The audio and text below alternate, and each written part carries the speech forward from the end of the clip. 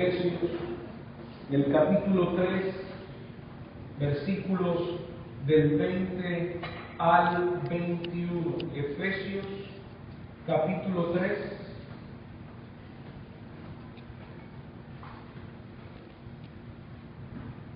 Efesios, capítulo 3, del 20 al 21. Cuando lo tengan, dan un fuerte amén. Mire lo que dice la Escritura. Dice: y a aquel que es poderoso para hacer todo mucho más abundantemente de lo que pedimos, imaginamos, creemos o entendemos, según el poder que obra en nosotros. Diga conmigo: según el poder que obra en mí. La Reina Valera, si no estoy mal, dice: según el poder que opera en nosotros. A Él sea la gloria en la Iglesia y en Cristo Jesús por todas las generaciones, por los siglos de los siglos. Amén.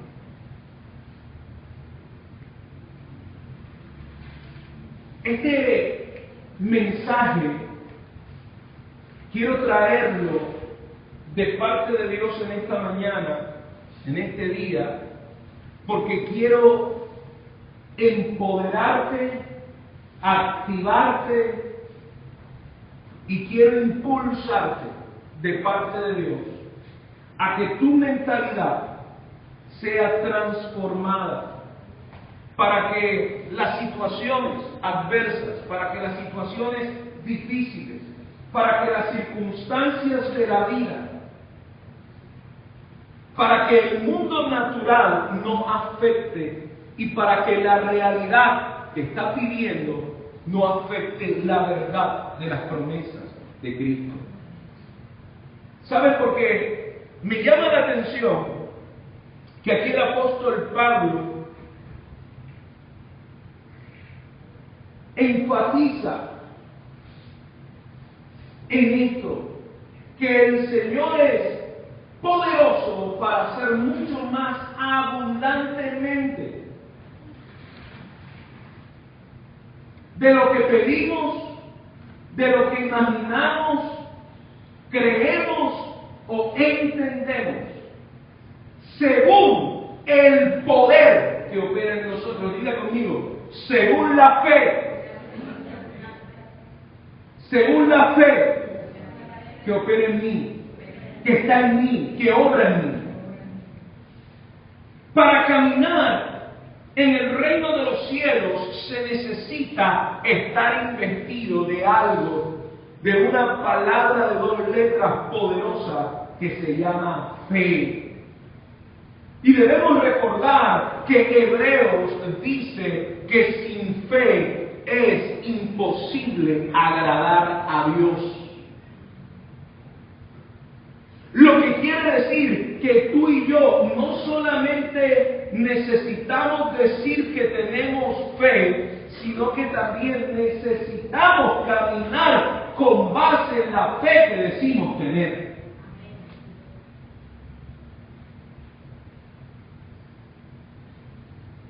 Hablaba con mi esposa de las cosas que hace el Señor. Y algo que quedó claro en mi espíritu, algo que quedó claro en nuestro corazón, es que jamás debemos esperar cosas inferiores a las que hemos anhelado, a las que hemos estado pidiendo, ya sea en el área espiritual, en el área física o en el área financiera. ¿Por qué? Porque está escrito: Él nos da mucho más allá, mucho más abundantemente de lo que pensamos, creemos o entendemos. Hace menos de un mes, o un poquito más de un mes, Valentina y Juliet salieron y llegaron a una tienda musical de la ciudad y me mandaron, cada uno me mandó una foto y me dijo: esto es lo que yo quiero. un bajo transparente y una guitarra transparente. Una un bajo transparente y la otra una guitarra transparente. Y yo les dije, bueno, creamos, Dios nos las va a dar. Y ahora en la mañana me dice Juliet, papá, esta semana me entregan mi bajo transparente, porque mi papá me lo regaló. Entonces, ¿qué? Mira, cuando tú tienes un anhelo en tu corazón y tú eres una persona que te mueves por la fe y en la fe, absolutamente nada te será negado. Y menos cuando eres una persona obediente. Diga conmigo, obediente. El pastor Jace lo hablaba hace un rato. Ir y comprar, vayan y compren sin dinero. El tema es que muchas veces, teniendo el dinero, compramos lo que no es necesario. Mire, yo me pongo a pensar en cosas tan tremendas. Y yo veo gente que cuando viene a la iglesia y todavía no han avanzado en el reino de los cielos, lo primero que le preocupa es que hay que dar plata, hay que dar diezmos, hay que dar ofrendas, hay que entregarle al Señor. Hay que devolverle a Dios de lo que Él nos ha dado de gracia, también hay que darle a Él en agradecimiento. El día viernes llegué acá en la mañana y no había nadie, me fui a la tienda y cuando veo la tienda digo, ¿qué pasó aquí? Remodelaron esto, cambiaron todo, y no solamente cambiaron la estructura sino que cambiaron a los cachacos. Ahora son otros cachacos. Y yo empiezo a hablar con ellos. Yo le digo, no, yo soy el pastor de la iglesia que está aquí en la otra cuadra. Ella me queda mirando, hace así. Como yo andaba en bermuda y en camiseta, que yo escuché cuando le dice al esposo, este pastor es raro y es medio moderno.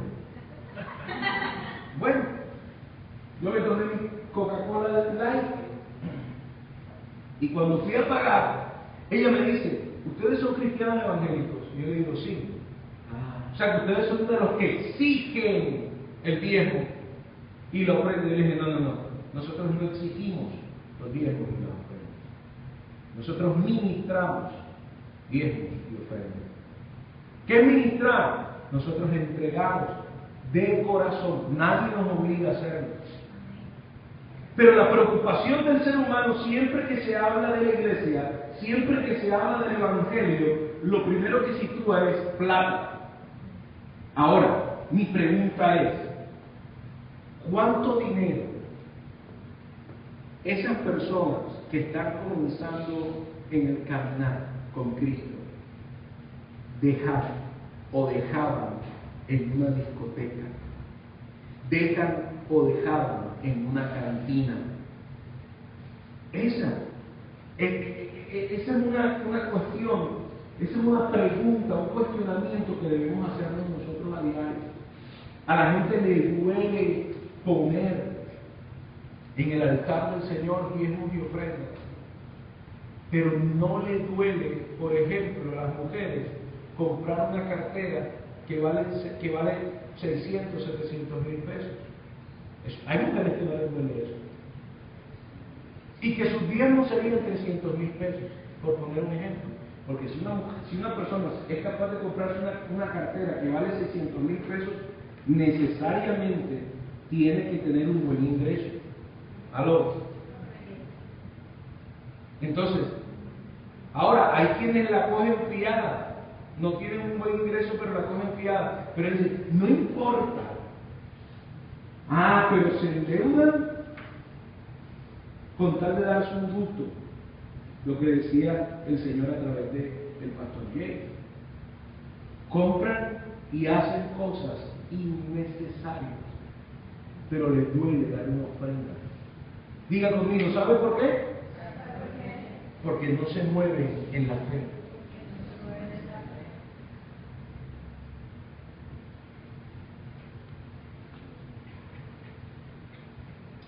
Lo que me sorprende es que Dios, aún en los caprichos más pequeños a veces, No todas las veces, pero sí muchas veces nos sorprende con los caprichos más pequeños que tenemos.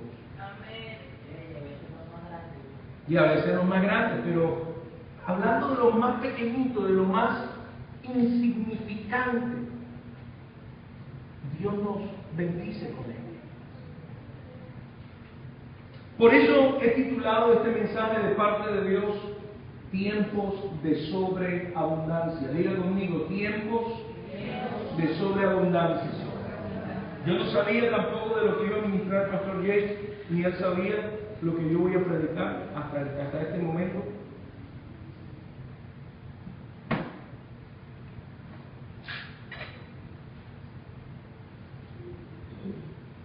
Pero yo quiero, de parte de Dios, dirigirte para que finalizando este año tengamos en cuenta ciertas cosas.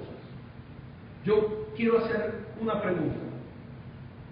En este año 2013, ¿Dios te ha sorprendido para bien? ¿Sí o no? ¿A quién Dios ha sorprendido para bien? Levánteme la mano. Pregunto, ¿tienes que estar agradecido con Dios? Sí. Ok, si estás agradecido con Dios, ¿por qué no demuestras tu agradecimiento a Dios? Eso es como el hombre que dice amar a su esposa, pero la trata mal. Pero yo te amo, es que porque te quiero te apoyo. No.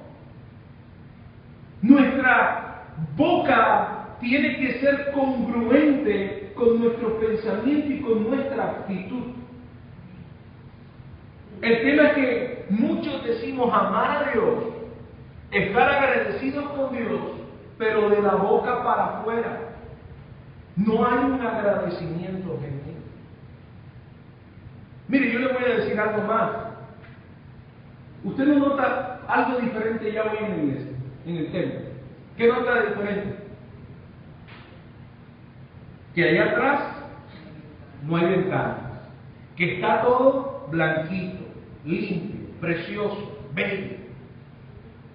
Pero ¿sabe qué? Lo que me sorprende es que esto no lo hicieron varios hermanos. Esto lo hizo una familia de iglesia.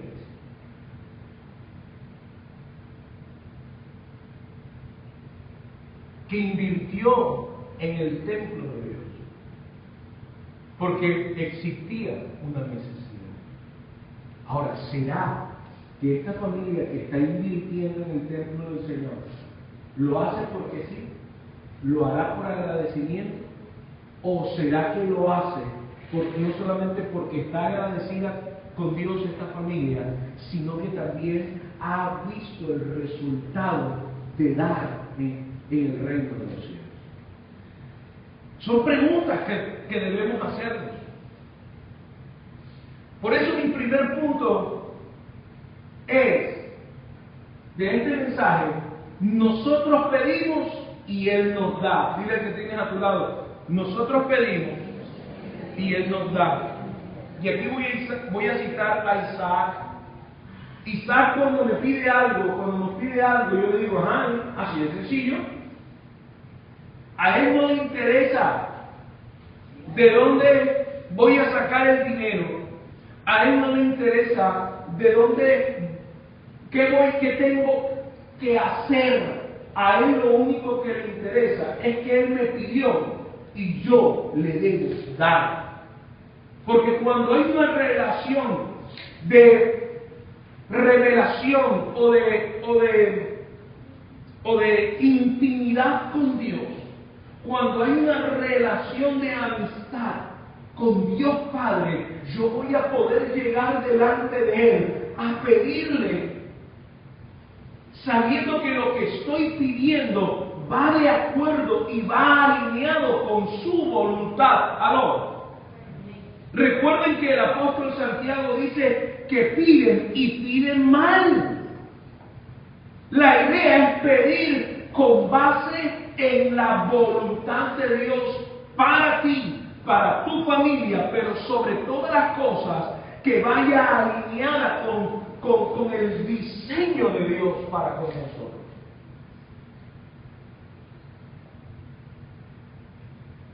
Hay quienes enseñan que al Señor no se le debe pedir, y eso es mentira, porque a Dios le debemos pedir. Ahora, no es que vas a ver a una mujer que está casada y la pisan y dices, esta es mía. No, hombre, eso no. Eso es pedir algo estúpido. Perdónenme la expresión. Porque aparte de estar pidiendo quien no es tuya, estás operando bajo un diseño que no es el diseño de Dios. Tú tienes que empezar primero buscando al Señor, teniendo una intimidad, una relación con Dios, para que cuando pidas lo que Dios quiere que pidas. No lo que quieres tú, sino lo que necesitas. Por eso el apóstol Pablo le dice a la iglesia que necesitamos buscar al Espíritu Santo para que Él nos ayude a orar como conviene. ¿A quién le conviene? A Dios. Dios es Dios. Me conviene a mí, te conviene a ti. Por eso es necesario que tú y yo tengamos una relación con Dios, para que en el momento de pedir seamos tan certeros y pidamos convenientemente, de tal manera que la provisión de lo que sea, en lo espiritual, en lo físico o en lo financiero, venga. Hay gente que pide salud o pide sanidad, pero que su vida es una vida desordenada. Y Dios dice, si no quiero sanarlo, no lo sano. Porque hay gente que mientras está enfermo viene a la iglesia. Y ora, ayuna, vigila, se para de cabeza. Pero el día que el Señor lo sana, adiós luz que te guarde el cielo. Siguen en su rumba, siguen en su porquería, siguen en sus cosas erradas. Necesitamos entender que cuando le pedimos a Dios y Él nos da, es porque, si Él nos da, es porque estamos alineados con su voluntad y estamos caminando conforme a su propósito. Dice el primer libro de Reyes, capítulo 3.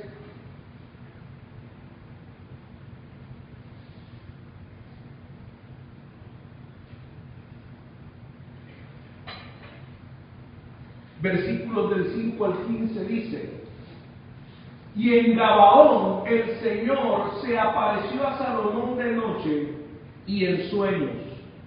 Y Dios le dijo: pide lo que quieras que yo te dé.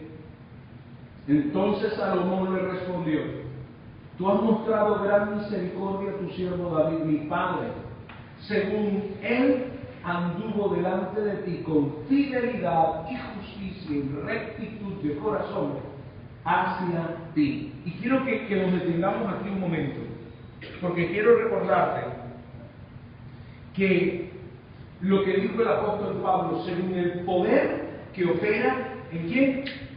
En nosotros. Diga conmigo, nuestra fe. Aquí lo que está diciendo Salomón es exactamente lo mismo. Salomón le dice al Señor: tú has mostrado tu gran misericordia a tu siervo David. Mi padre, según él anduvo delante de ti con fidelidad, justicia y rectitud de corazón hacia ti. Y has guardado para él esta gran misericordia, en que le has dado un hijo que se siente en su trono, como sucede hoy. Ahora, Señor Dios mío, has hecho a tu siervo rey en lugar de mi padre David. Aunque soy un muchacho y no sé cómo salir ni entrar, estoy sin experiencia. Lo que está diciendo Salomón: tu siervo está en medio de tu pueblo, al cual escogiste, un pueblo inmenso, que no se puede numerar ni contar por su multitud.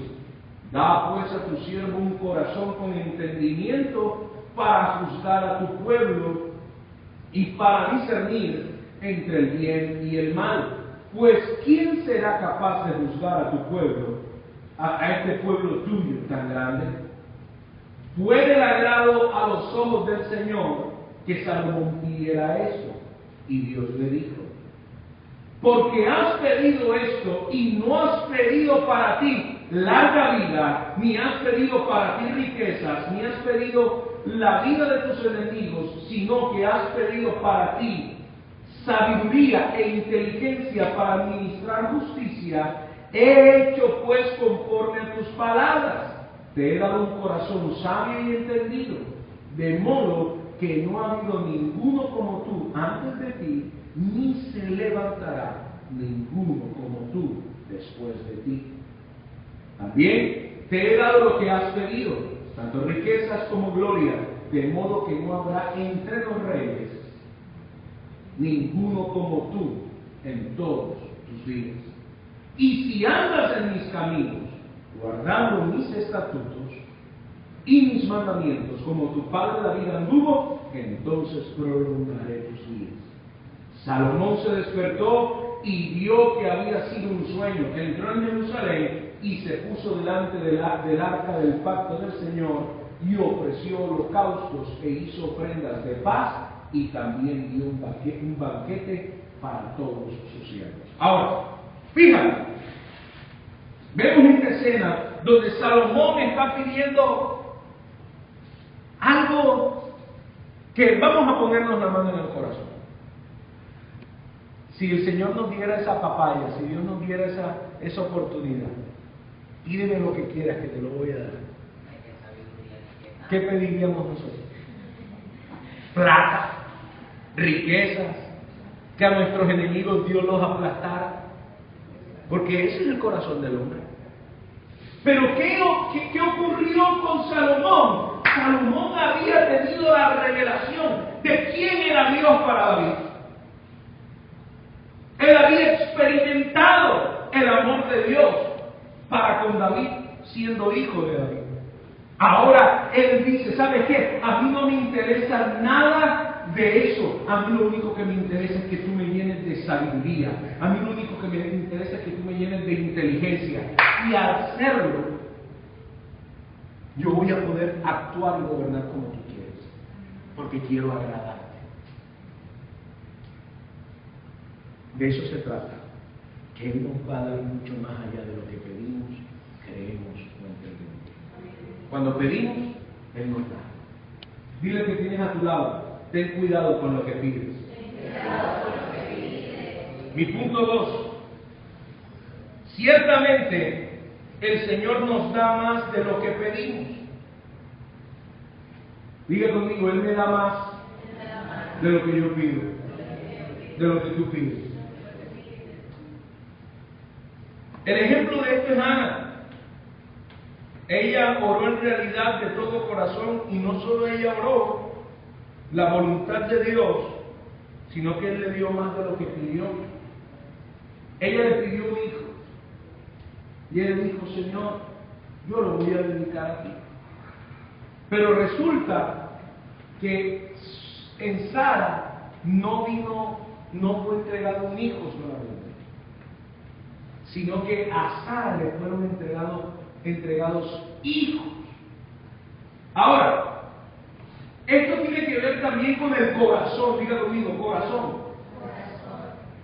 Porque muchas veces nosotros, en medio de las circunstancias difíciles, nos arrodillamos delante del Señor, lloramos, gemimos, pataleamos, y mira, parecemos políticos en campaña, porque prometemos y prometemos y prometemos, y Dios, yo te voy a dar esto, y Dios, yo te voy a dar lo otro, y yo esto y yo aquello. Siendo Dios el corazón nuestro, Dios nos lo da. ¿Sabe qué? Él nos lo da para probarnos a nosotros mismos quiénes somos. Ana necesitaba un hijo, anhelaba un hijo, porque la esposa de su esposo la maltrataba y se burlaba de ella. Y el esposo le decía: yo soy mejor que 10 hijos. Y ella decía: no, yo quiero un hijo. Y ella fue y le prometió al peladito al Señor. ¿Tú te imaginas esa mujer preñada durante esos 9 meses, acariciándose la barriga, hablándole al bebé, diciéndole gracias Señor porque hijo de la promesa, gracias Señor, sobándose la barriguita y diciendo gracias Señor porque tú eres bello, gracias Dios porque me concediste a mi peladito, gracias Señor y esto y aquello y lo otro? Y ya en los 9 meses ya esta mujer caminaba así como caminan las mujeres preñadas cuando tienen cierto tiempo. Cuando pare, empieza a darle seno, empieza ya a tocarlo, a enamorarse, porque aquí en la barriga están enamoradas, pero cuando ya lo ven físicamente, están enamoradas y lo van a amar de tanto consentirlo, de tanto agarrarlo, de tanto... Óyeme, ¿tú no serías capaz de pronto de haberle dicho al Señor, ay Señor? Eso fue una broma mía, yo no te lo voy a entregar. Aunque Él te puede servir, pero que te sirva aquí en la casa. ¿No? Dice la Escritura que después que lo destetó, después que tenía la edad requerida, fue y lo entregó como lo había prometido. Pero dice la Escritura también que el Señor le dio muchos hijos. Mira lo que dice primer libro de Samuel, capítulo 1, versículos del 10 al 11, y luego en el capítulo 2, versículo 21 dice lo siguiente. Dice, ella muy angustiada oraba al Señor y lloraba amargamente. Entonces hizo un voto y dijo, oh Señor de los ejércitos, si te dignas mirar la aflicción de tu sierva, te acuerdas de mí y no te olvides de tu sierva, sino que das un hijo a tu sierva, yo lo dedicaré al Señor por todos los días de su vida y nunca pasará navaja sobre su cabeza. El Señor visitó a Ana y ella concibió y dio a luz 3 hijos y 2 hijas. Y el niño Samuel crecía delante del Señor. Después que ella entrega a Samuel, después que ella cumple con el Señor el pacto que había hecho con él, el voto que había hecho con él, dice el Señor visitó a Ana y de ser estéril concibió 3 hijos más y 2 hijas. Diga conmigo, tuvo 5. Y 5 es número de gracia. Es decir, el favor de Dios visita a aquellos que saben prometer y saben cumplir. Aló. Dile que tienes a tu lado, no prometas como político en campaña si no estás dispuesto a cumplir. Número 3. El brazo del Señor no se ha cortado, sino que ciertamente se ha extendido a nuestro favor.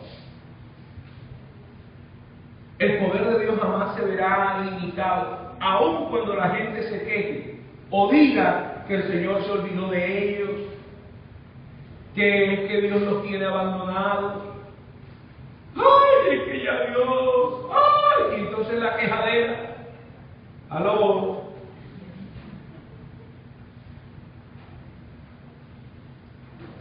La Biblia es clara, la Biblia dice que el poder de Dios se manifestará a causa de aquellos a quien Él ama y tiene misericordia, para callarle la boca a los incrédulos.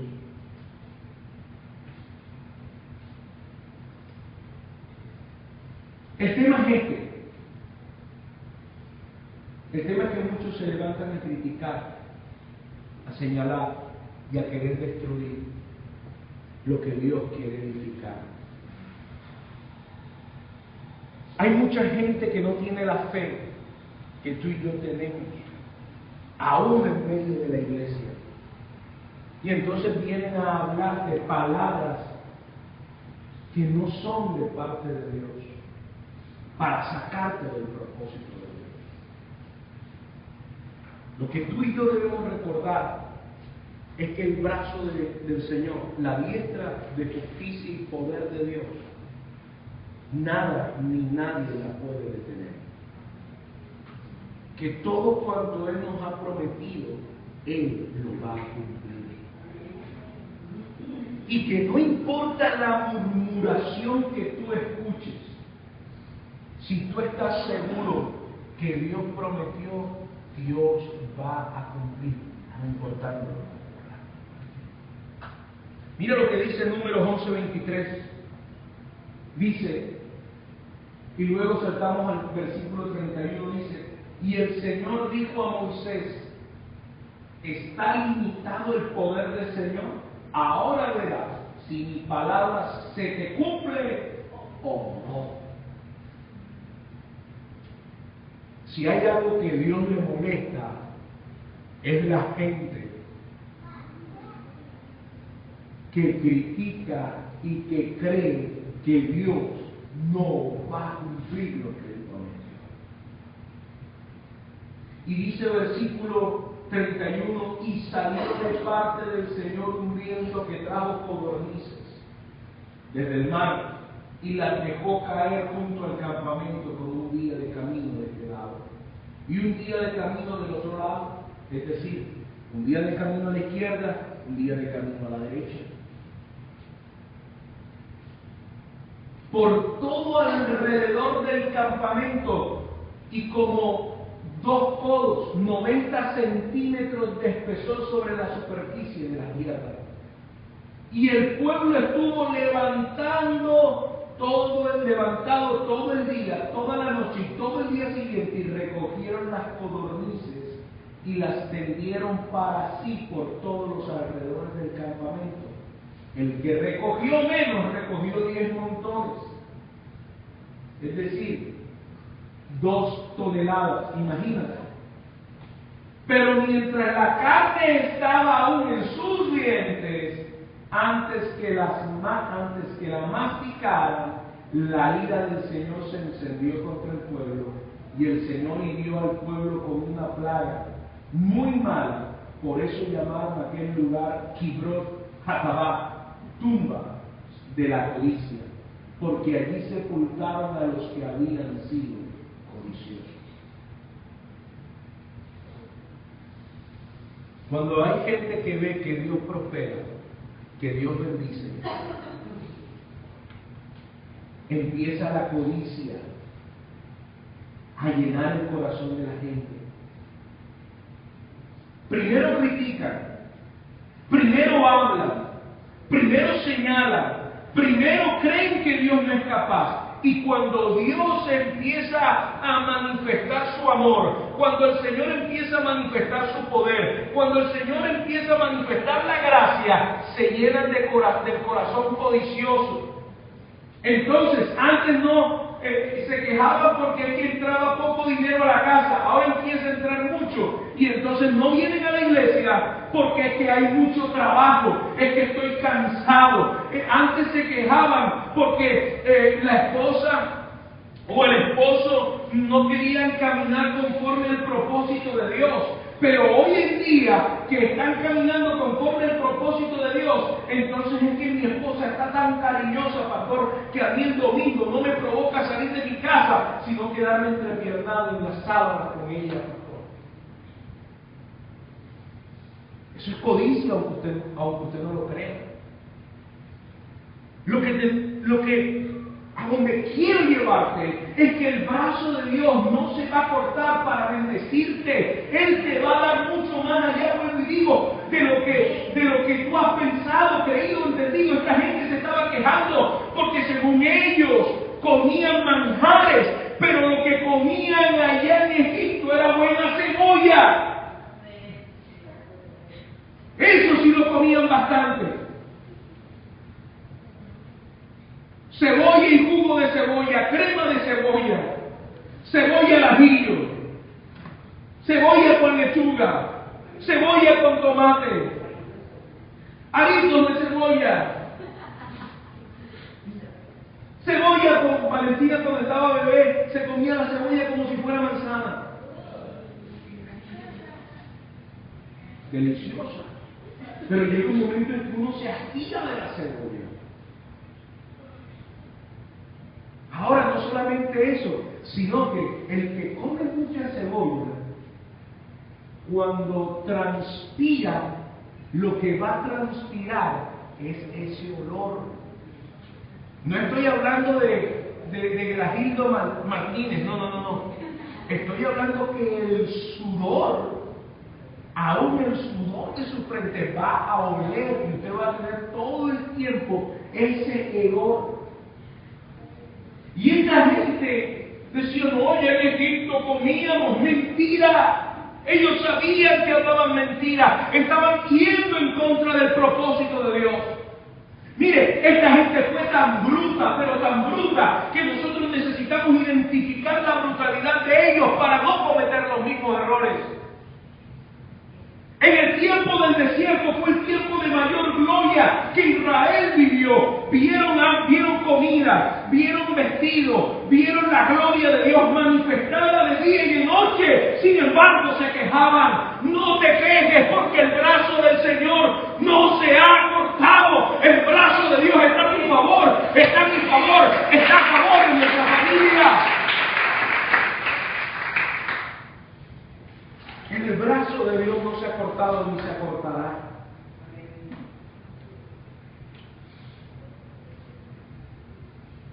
¿Dónde está Santiago que no lo ve? Mi punto número 4. Pregúntale a Santiago si quiere de la misma dosis de ayer en la tarde.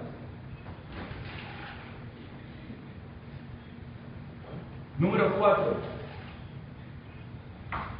La palabra de Dios trae los tiempos de sobreabundancia.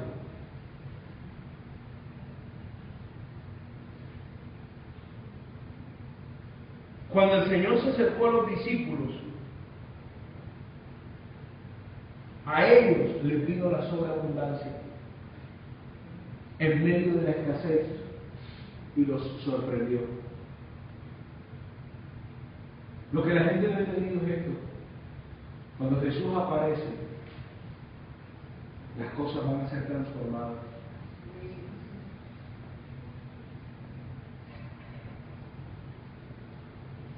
Yo recuerdo cuando llegué a los pies de Cristo,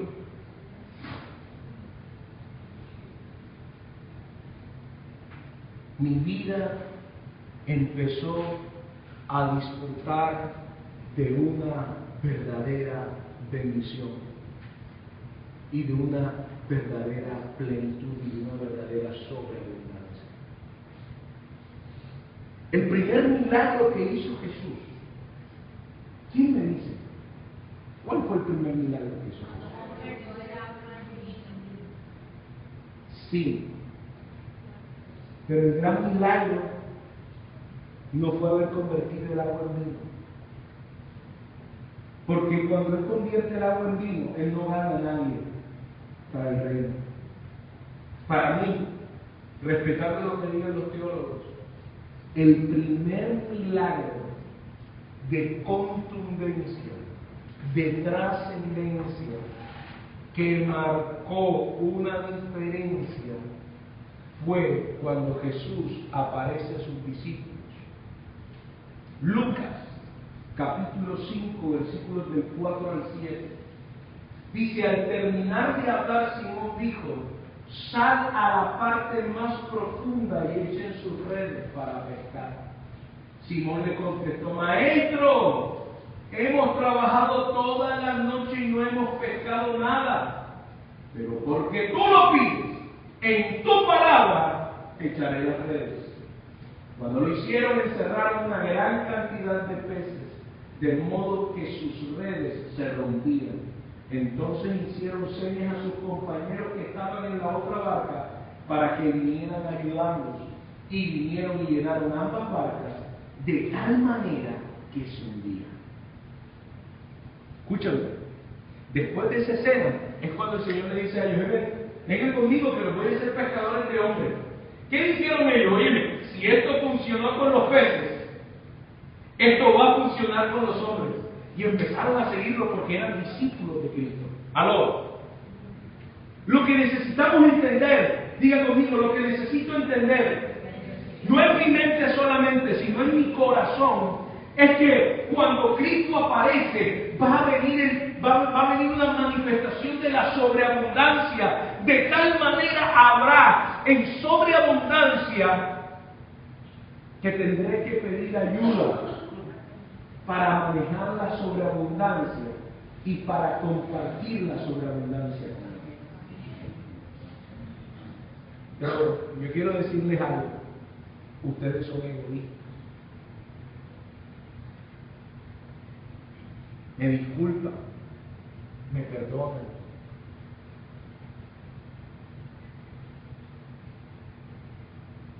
Y no quiero que se justifiquen. Voy a hacer una pregunta, pero no me la respondan a mí, respóndansela al Señor. ¿Tú has visto cómo Dios te ha bendecido? ¿Aló? ¿Tú has visto cómo Dios te ha bendecido? ¿Y quién se está comiendo esa bendición? Solamente tú.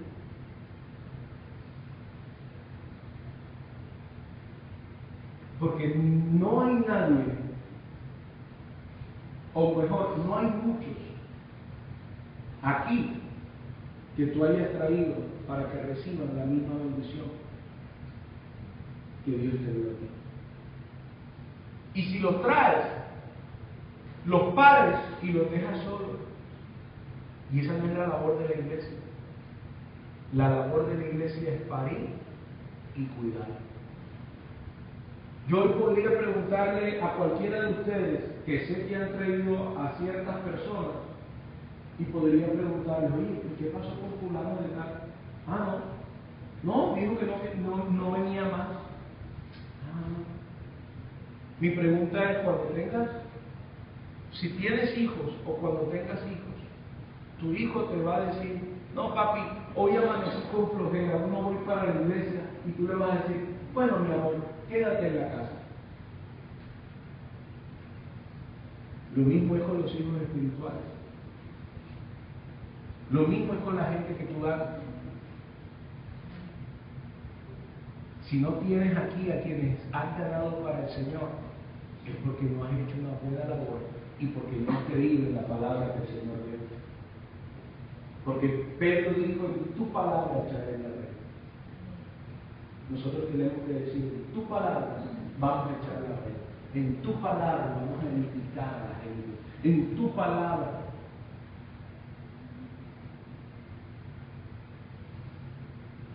Las barcas estaban diseñadas para cargar 1 tonelada de peces en aquel entonces.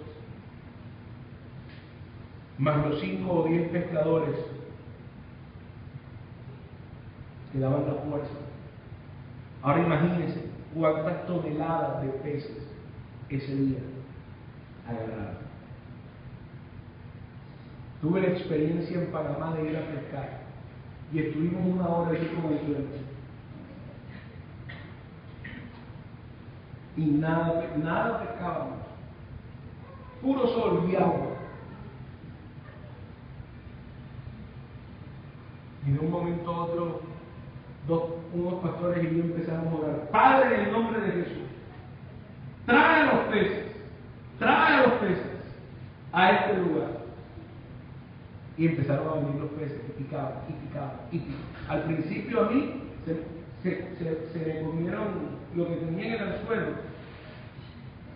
Yo sentía el tipo comiendo, y cuando quería echar para arriba, no podía, porque no tenía la experiencia. Y el primer pez que agarré me ayudaron a subirlo, para que no se fuera. Porque yo sentía y decía, ¡ay! Y cuando llegaba, era el anzuelo solo con un poquito de carnada. Y yo decía, se comieron los condenados esto, la carnada, y no lo pude traer. Pero a lo que me refiero es también que muchas veces Dios nos da los peces y nosotros los dejamos irse. Dejamos que se coman la bendición y se vayan y no regresen más. Esa responsabilidad es nuestra. Esa responsabilidad no es del diablo. Esa responsabilidad no es mía. Es nuestra, de todos. Número 5, ya estoy terminando. La sobreabundancia viene como premio de la fe. La sobreabundancia viene como premio de la fe. Esta es la evidencia que si tú y yo caminamos con fe en su palabra y sus promesas, tendremos, viviremos y disfrutaremos. Diga conmigo, tendré, viviré y disfrutaré de sobreabundancia. Es decir, que si tú le estás pidiendo un hijo al Señor, te puede dar una docena. Si le estás pidiendo, no diga, ay, poder, no diga eso. Dios va a dar los hijos que usted requiera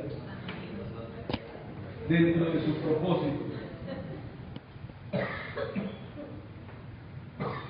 Mírenme y escúchenme con claridad.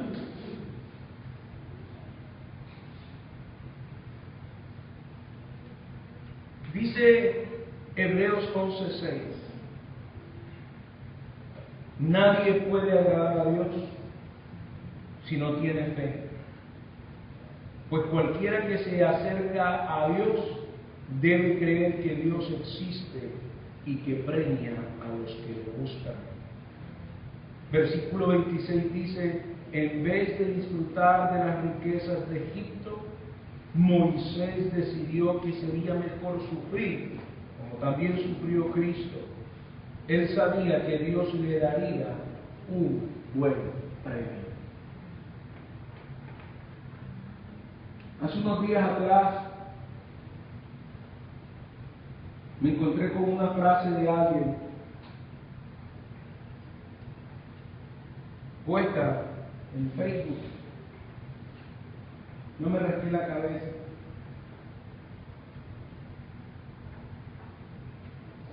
Miré al cielo. Respiré profundo.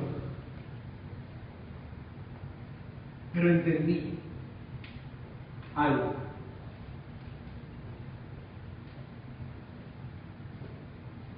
Si nosotros tenemos fe, vamos a tener que creer por encima de nuestra mente. Vamos a tener que creer por encima de nuestros pensamientos. Vamos a tener que creer por encima de nuestros sentimientos. Vamos a tener que creer por encima de lo que a nosotros nos parece. Vamos a tener que creer por encima que si es justo o es injusto delante de mi mente y delante de mi corazón. Tenemos que entender que muchas veces vamos a hacer cosas que no nos van a agradar, pero que por obediencia, por amor y por fe, sabemos que vamos a tener una recompensa. ¿Aló? Moisés decidió que sería mejor sufrir. ¿Cuántos de nosotros decidimos sufrir? No, a nosotros no nos gusta sufrir. A nosotros nos gusta estar cómodos. A nosotros no nos gusta que nos impongan, entre comillas, cosas. Pero el tema es que cuando yo estoy dispuesto a pagar un precio, cuando yo estoy dispuesto a sufrir un momento, cuando yo estoy dispuesto a que otros por un momento, entre comillas, gobiernen mi vida, dirijan mi vida, va a venir un premio. Y no cualquier premio, va a venir un buen premio. Y Hebreos 10, 35, 36 dice: por tanto no desechen su confianza, la cual tiene gran recompensa, porque ustedes tienen necesidad de perseverancia, de paciencia, para que cuando hayan hecho la voluntad de Dios, obtengan la promesa.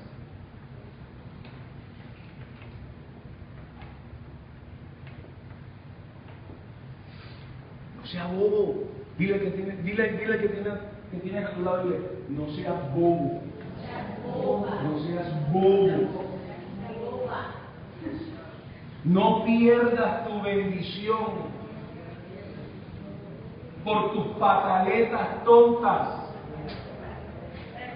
No pierdas tu bendición